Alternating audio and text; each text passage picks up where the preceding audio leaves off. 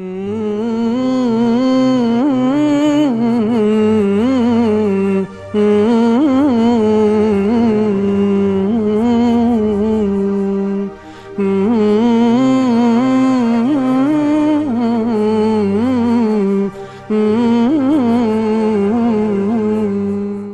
e emisionit ton, vëllezër dhe motra, Assalamu alaikum wa rahmatullahi wa barakatuh. Ju përshëndes me përshëndetjen islame, paqja, mirësia dhe begatia Allahut xhella xhelalu qoftë mbi ju kudo që ndodhemi. Pas një shkëputje disa javore mund të them të emisionit ton, pra Islami dhe shoqëria, pasi do të thoja që jemi në studio së bashku këtu me vllajën dhe kolegun tim Eltonin. Assalamu alaikum wa rahmatullahi wa barakatuhu. Pra pikërisht, sikur se përmenda pra në vrazhdën edhe në vazhdimsinë e emisionit Islami dhe shoqëria, do të përpiqemi që së bashku pra me kolegun të trajtojmë tema të ndryshme, të trajtojmë rubrika të ndryshme, por gjithnjë pra në kontekstin edhe duke qenë se baza është baza islame, por normalisht edhe vllai do të duke futur edhe gjëra shkencore apo dhe edukative të shoqërisë, ngjashme me këto, në mënyrë që ta bëjmë sa më të larmishëm emisionin ton. Sakt. Pikërisht për këtë do të kërkojsha mirëkuptimin, por gjithashtu edhe durimin pra të shikuesve të dëgjuesve të emisionit ton, pra të vëllezërve kudo që janë që ndodhen dhe që po na ndjekin, pasi shpesh herë do të përpiqemi dhe jemi në përpjekje gjithnjë që t'ju servirim më të mirën pra në përpjekje dhe në rrjellën e këtij emisioni pra që ne e kemi titulluar Islami dhe shoqëria. Jam kot pra dhe titulli është atil që na lejon të dyja pra mundësitë edhe Islamin por edhe shoqërinë. Pra trajtojmë anën islame por edhe anën sociale. Pikërisht edhe ne do të përpiqemi që elhamdulillah të trajtojmë ndoshta shpesh herë edhe probleme sociale në kontekstin islam. Pra duke pas parasysh që vërtet jetojmë në një shoqëri dhe në një ambient të atill që shpesh herë shumë probleme të atilla sociale nuk gjen përgjigjen edhe zgjidhjen nuk gjen përgjigjen edhe zgjidhjen vetëm se në themelin dhe në fenë islame, në fenë në cilën ne i përkasim dhe e ndjekim. Pa humbur kohën do t'ju ftoja që në vijim ne të ndjekim një ilahi, pra së bashku të ndëgjojmë një ilahi dhe më pas të rikthehemi në studio për rubrikën e radhës. Assalamu alaikum wa rahmatullahi wa barakatuhu.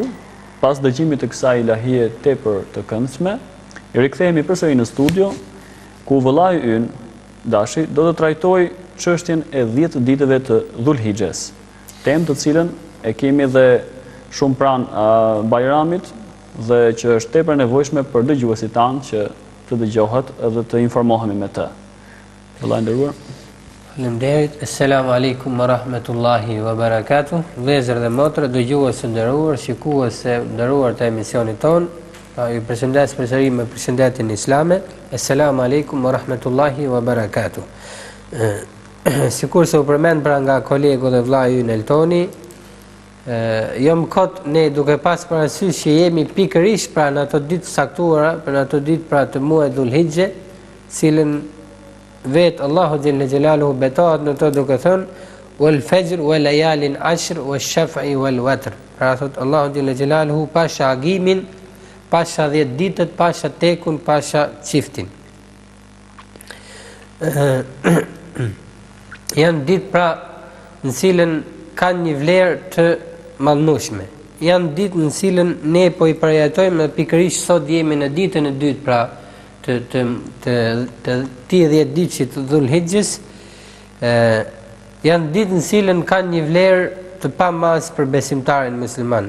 Kemi thënë shpesh herë dhe do të rikujtojmë apo do të rithemi shpesh herë që Allahu xhella xhelaluhu jam kot shpesh herë në kalendarin islam mund të them apo në periudhat saktuara ka sjell disa periudha që mund t'i quajmë ndoshta nëse më lejohet pikërisht begata, por nëse më lejohet një krahasim i tillë, sikurse rasti i atyre supermarketeve apo atyre shoqërive tregtare mund të them që her pas here pra një ofertë. Pikërisht edhe kjo për besimtarin musliman është një ofertë. Nga Allahu xhelle shanuhu. Tamam, nga Allahu xhelle xhelaluhu, është një ofertë që besimtari nxitet për të kryer punë. Tamam. Çka nuk e ka kryer, ta kryejë në këtë ditë. Për shkak se shpërblimi i këtyre ditëve është shumë herë më i madh se sa shpërblimi i ditëve të tjera. Ose për të kompensuar dhe mëkatet që mund të kemi bërë gjatë ditëve të kaluara. Pikërisht sikurse tamam për të kompensuar mëkatet, për t'ju larguar atyre mëkateve, për t'i dhënë një shtys vetvetes tij pra për të kryer atë çka e ka lënë mangut karshi Zotit xhelle xhelaluhu. Janë ditë në cilën vetë Allahu xhelle xhelaluhu i përmend duke thënë: "Wa yadhkuru smallaha fi ayamin ma'lumat." Pra besimtarët janë ata të cilët e përmendin Zotin xhelle xhelaluhu në ditë të caktuara. Ku dietarët islam nënkuptojnë pra që ayami ma'lumat, pra ditë të caktuara pikërisht për këtë nënkuptojnë pra ditët e Dhulhijhes, pra ditët e Dhulhijhes. Këto janë ditë në cilën mbartin dhe kjo është ajo që i bën këto ditë pra ditë të caktuara, mbartin shumë vepra, shumë mund të them ngjarje, shumë faktorë brenda tyre që i japin mallështinë kësaj dite. Duke filluar, nëse do të thoja, duke filluar me haxhin. Pra që kulmon me ditën e Kurban Bayramit, pra sigurisht kjo është për haxhin. Pra haxhin dhe umrën që kryhet në këtë ditë, duke filluar me ditën e Arafatit. Dihet që ne do të flasim inshallah për ditën e Arafatit dhe vlerën e saj, duke përmend këtu Kurbanin.